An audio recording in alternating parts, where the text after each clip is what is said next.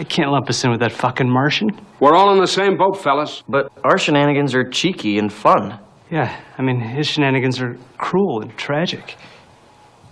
Which makes them not shenanigans at all, really. Evil shenanigans. I swear to God, I'll pistol whip the next guy that says shenanigans. Hey, Farva, what's the name of that restaurant you like with all the goofy shit on the walls and the mozzarella sticks?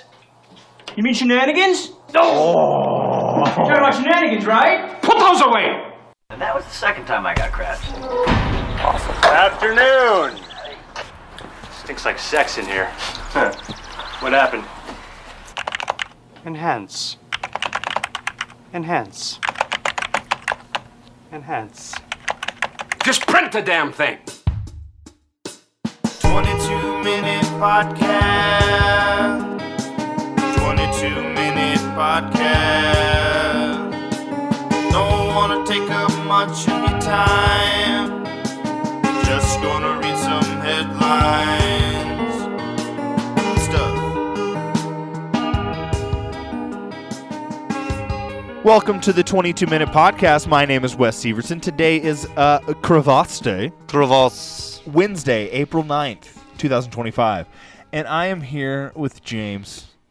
Hey. And Mike. Hi, guys. There they are. Here we are. Yeah, I don't know. Crevasse Day, that's what we got. Crevasse Day, We looked up some crevices. Don't worry. They were all safe for work, you know. Consensual crevasses. Most of them were, though, extremely wet. Mm-hmm. And cold. Interesting. Inherently. No, they probably were. I was gonna say, like, what an interesting. I was saying, hey, we looked up crevices. Don't worry, they were safe for work, but they happen to be wet. So there is some irony there. But usually the metaphor I was going for, the crevices would be warm. So it kind of, my metaphor just ran out the window because Melted. they were wet. Yeah, they melted, or because they were cold. They were cold. They were cold. They were cold. Yeah. Okay. I think that was good. I think it was a good little. Yeah. Okay. Well, let's go ahead and get to today. What's Wednesday, going on? April 9th. On this day in 1865, let's see, did you know what, real quick, 1865, we're talking about General Robert Lee, right, signed a treaty of surrender effectively ending the American Civil War. Under the condition he could have every elementary in every Texas town named after him. You know, isn't that the thing that really started happening like in the early 1900s? Oh, really? Yeah, like that really wasn't, that was the whole thing that popped up whenever like the statues Confederate statues were like a big issue, right? Is if you really look into it, a lot of like Southern elementary schools being named that, or like statues being put up, was about sending a message to the black community who were slowly trying to gain equal rights. You know, obviously it didn't even happen in any sort of progressive way for another 30 years. Fuck everybody. Jesus Christ. Yeah, it's not fun. It's not fun. So that's the thing. If you do see, and you're like, oh, really, General Robert E. Lee, whatever, you're like, yeah, that's, if you look it up, I'm sure it has something to do with sending a message about 100 years ago. So, yeah. Sad. But I am curious. This is like kind of two conversations, because my question is, finally going to get to it. Do you know, like, if your families were in America, like at the time of the Civil War? I don't think so. No? Yeah. I don't think so. Do you know when they came to America? I don't, but I don't That's think, cool. yeah. I kind of like that you don't know. Yeah. You know what I mean? That's most people. Yeah. And that's kind of what I was going to get to. Well, let's ask James first. James. No, they weren't. Got you. Well, I don't know about my father's side. Okay. I know my But sisters they were don't. native, so. Right. Yeah. See, I do have supposedly, some Native American in my background as well. So there's that. But yeah, most just flat out white people, man, have no fucking clue. Yeah. You know, I think. I know my sister's done some Yeah, research, some right. family tree biz. But how much do you... Yeah, I don't know. That's Yeah, I don't that's know. really what I Yeah. was going to get to, is like, so I have family who has done that as well. So I can give you some things that they've said. Right. And that, so supposedly we were here in Tennessee, at least part of my family during the time of, say, the Civil War. But I really only wanted to bring it up to say, like, I don't care. Yeah. You know, and I'm pretty sure that's just some bullshit. Yeah, And right. Just like the Native American thing.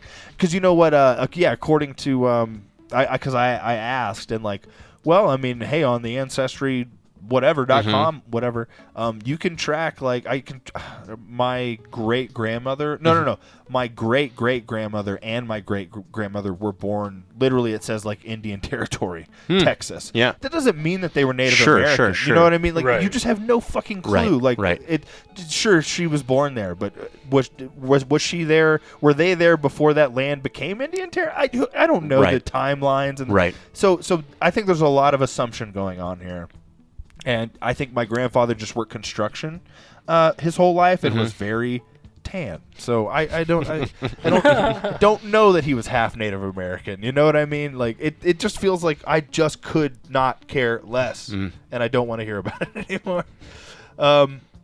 Did you know the pie shop didn't have any pies? No, are you serious? Yeah, here we go. That's wild. Okay, moving on. That was me retroactively explaining that was my the pie your shop. pies. Yeah, that's my pies for today. Pies, man. On this day in 1963, Congress conferred honorary U.S. citizenship. Oh, they just yes. Oh, gotcha. They were like, hey, yep. You know what? Winston Churchill here. We're gonna give him U.S. citizenship. Why? What did he do? Did he fight Nazis? He did fight. Well, what's Nazis. happening in our country right now? So are we going to revoke Oh my God! Can you? Jesus Winston Christ. Churchill's? But that's what they're doing right now. Yeah, I mean, no, in the you're right. sense of symbolic. Yeah.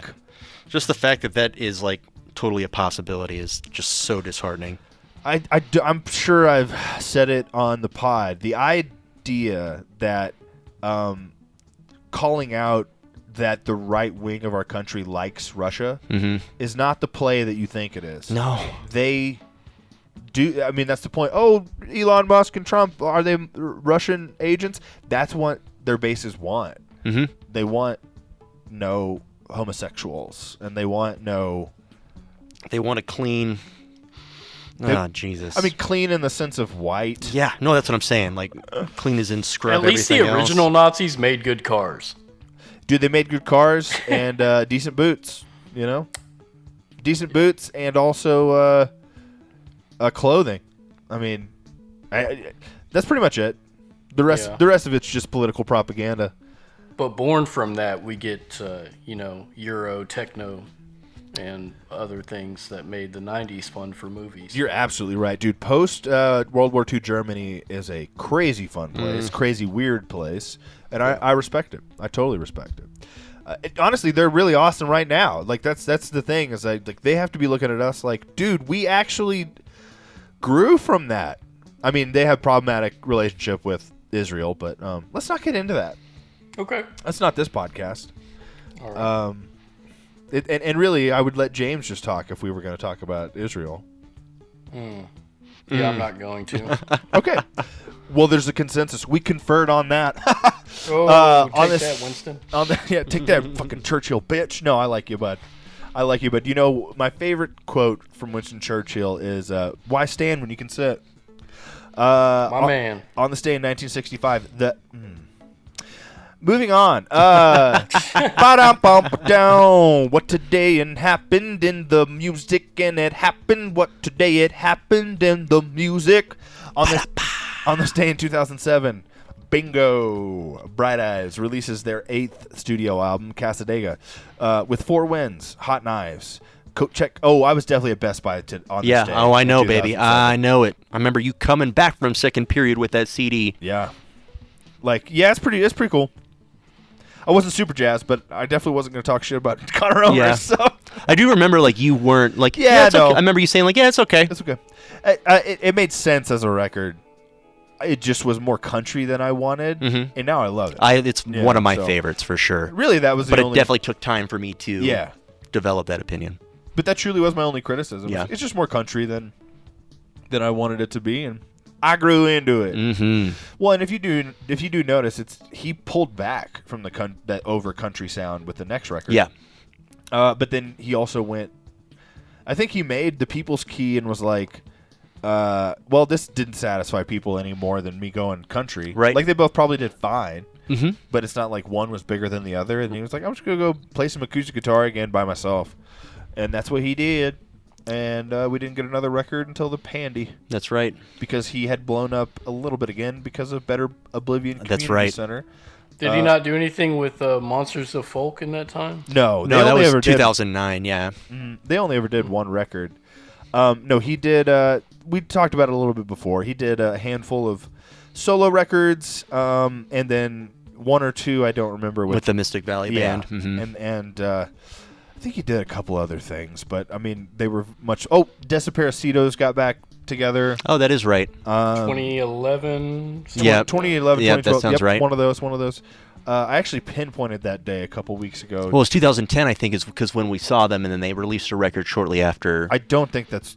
That's not right. I don't think 2010. I think that's a little too think early. I don't think I was out in 2013. Oh no, it was the 10-year end, so it had to have been 2001 because I think that's when. In 2011. 2013, Yeah, we 2000, went sorry. to go see their anniversary. You can tour. literally go. You can literally Google Maha Fest, Yeah. and it comes. That's what I did. Maha Fest garbage. Yeah, Maha Fest garbage, Maha Fest Conor Oberst. No, but you can pinpoint that day. We went to Maha Fest. It was the first show of their reunion. I mean, we saw their first, and it was good. It was fine. It was great. Yeah. I was so glad we did it. I mean, as a memory, it's 100%, much yeah. better than even the show. But it was a good show. Yeah. It was a good show. So anyway, I guess that's your Conor Oberst corner for the week. You're welcome. No, we'll say the month. I don't think we're gonna get back into Conor Oberst anytime soon. I don't know. Like I said, he has a lot of releases, so it's bound to happen eventually. 2012 is when that was. That's yeah. what I thought. That's what I thought. All right. Here we go. Action. A little earlier. Yeah. So, I was waiting on. Okay, no. This is my cue. Yeah, we got to overlap. Okay, on this day in 1976, All the President's Men. I'm positive we watched this. I first saw this. We watched this in class. Oh, really? One class. I Yeah. don't remember which. That Dustin Hoffman, Robert Redford, Yes. Nixon, Watergate shit. 100%. And Yeah. it's very, it's actually probably one of the movies that got me into those kind of like more of a talking journalist noir kind sure. of mystery, Yeah. instead of like an action mystery, Right. So Yeah. it's a masterpiece in that way of kind of creating that template of like, there's really not any action in this. That Right. movie feels long as shit. Well, and that might be a byproduct of the lack of action. You Right. know, you never know.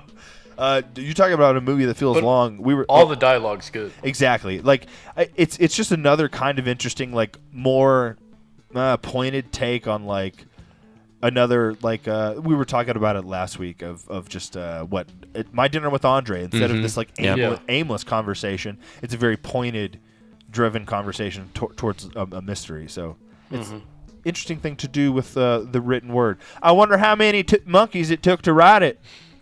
You ever heard that? Like enough if you put enough monkeys in a room with the typewriter over time, they'll give you Shakespeare. Just because eventually it's statistics. Ah. Again, would it? That adds up. Would it take 1 billion years? It may, but at some point, That's a lot of monkeys. the combination of letters, lines, spaces. Here's Hamlet. So That's fun. maybe that's all that really ever Yeah. happens. Is you just happen to be the collected conscious of a billion monkeys that have existed for all of humanity, and you just don't understand that. And ultimately, that's what creates someone like Shakespeare, Sure. Cormac McCarthy, Jeff Foxworthy. I was hoping for something like that. Thank you. I was perfect. I should have delivered it a little bit faster, but I thought that Larry the Cable Guy was too on the nose, so I thought I'd pull it back. Yeah, no, it's good. That was Probably good. should have said Bill Engvall. I apologize. It's okay. Okay. There's your sign. There's your sign. You know what though? I can go back and watch that first. Yeah, the first Blue Collar comedy tour, and yeah. still be like, Yeah. God damn, this Yeah. is good. These guys honed in their shit. They're firing on all cylinders. That was in the times of like, let's bring 4 dudes that are legends on stage and fucking let 'em right. go. Right. Like the Kings of Comedy. Yep. And, I mean, they had the Latin Kings of Comedy. Like, Yeah. it was The Queens of Comedy. That's right. Yeah. It was. I mean, even oh shit, what was there was one with Patton Oswalt, Brian Posehn, Maria Lambert, and Zach Galifianakis. I think they actually did 2. No way. And I can't remember what it's called, but yeah, it was definitely the era of that shit going on. I bought that. I bought that one. Yeah. Comedy supergroups, bud. Yeah. All right. Let's see. What else in movies? Ooh, Amanda Pete, thank you. On this day in 2004, The Whole 10 Yards is released. R.I.P. Matthew Perry, the patron saint of well, okay, how would you say this? Because truly Bruce Willis is the show's protector. Mm-hmm. He is our John McClane. Mm-hmm. He is our mob boss from The Whole 9 or 10 Yards. Mm-hmm. He's the guy on the wall Mm-hmm. protecting us. He's our patron saint of absolute get-fucked violence. Yes. You know what I mean? I don't know. We're going to figure it Well, out. we'll circle back to that for It'll sure. be on a T-shirt. Don't you worry. Alan Rickman is 100%. It's kind of like a Dionysus type thing. He's simultaneously the show's patron saint of pure sex, Ooh. but also like kind of like just romantic love. Yeah. You know, just whatever day you catch him on, Mhm. be careful. Be careful. Yeah, you don't want to catch him on the wrong day if you're not in the right mood. Mm-hmm. So we'll work all that out. The lore is growing. There'll be a website. It'll be on the wiki. Well, it'll be fine. It'll be on the wiki. Yeah. Don't you worry. On this day in 2004, The Girl Next Door is released, and you know what? It's actually not that it's a overall fantastic film, Mhm. but there's a point in there about getting over your little bitch ass self. Good for you, Emil Hirsch. Yeah. So it's a really hey, it's got what's his name? Paul Dano in it. Paul Dano, yeah. So Timothy Oliphant, And Timothy Oliphant, oh shit, that's right. yeah. Elisha See, Cuthbert. it's dude, that's back whenever it's back whenever like those kinds of indie movies really could draw a really good like up and coming cast, and then also get like a Timothy Oliphant and stuff like that. You know, Yeah. I don't know that it happens so much now. But yeah, I think it's a slept on movie, as they say, because of that. Yeah. Because I think there is like it's an uncomfortable message for young men. Sure. But it's a message they need to get is like literally like if you can't learn to love a woman who has had to do certain things to survive just because you feel that they have been depurified or Sure, like, yeah. you're a disgusting piece of shit who deserves to be alone. Yeah. That's pretty much what's going to happen.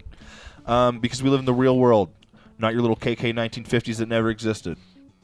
And I hope Wake up, bitch. yeah, so I hope you know that. If you ever hear this, Right.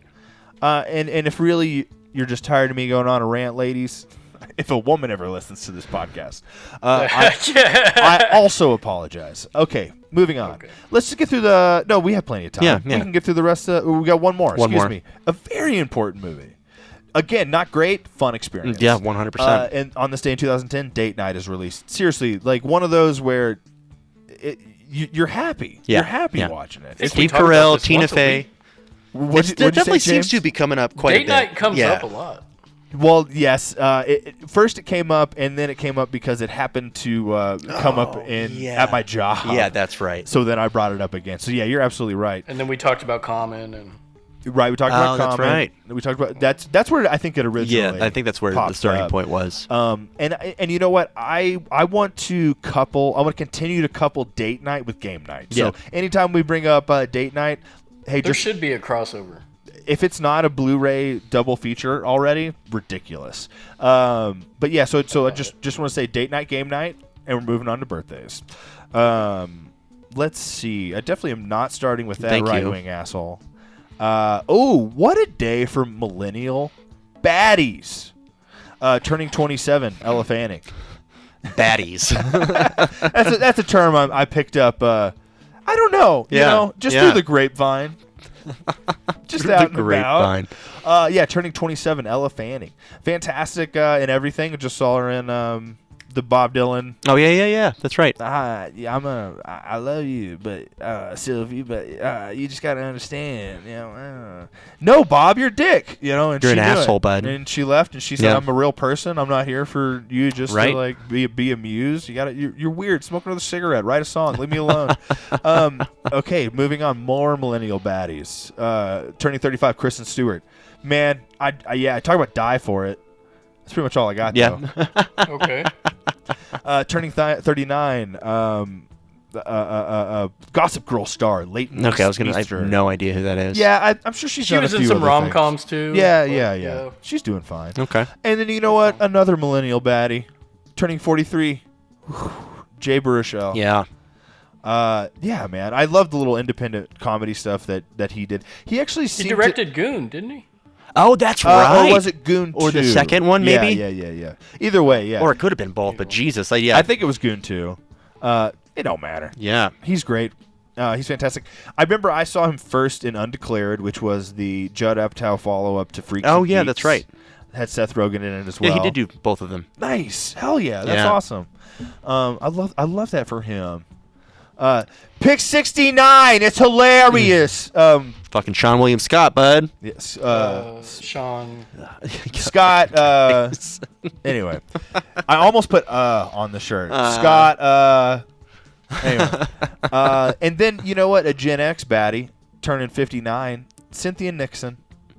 Turning Sex in the City. She's the redhead in Sex in the City. Oh, okay. Turning 57, director and actor, and a man that I've seen in real life. He wears Birkenstocks, but the clogs, not the sandals. Okay. Jay Chandraskar. Okay. I don't know. It's Jay from Super Troopers. Yeah.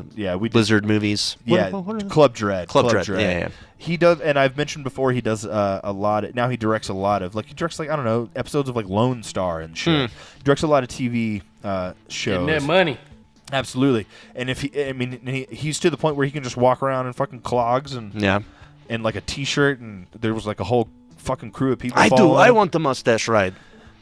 I do. Yeah, I need to rewatch that shit.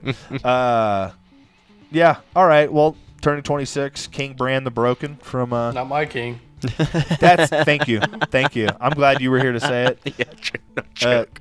Because seriously, I think that's the online conspiracy theory I agree with concerning why George R.R. Martin will never finish the books, is because he told them that this was the end. That he told them that was at least his plan, and now he realizes it was shit and he doesn't know what to do. Anyway, Shame. We're running out of time. Anything else? Well, I think we're down to the valley of this crevasse now. Okay, we'll see you on the other side, guys.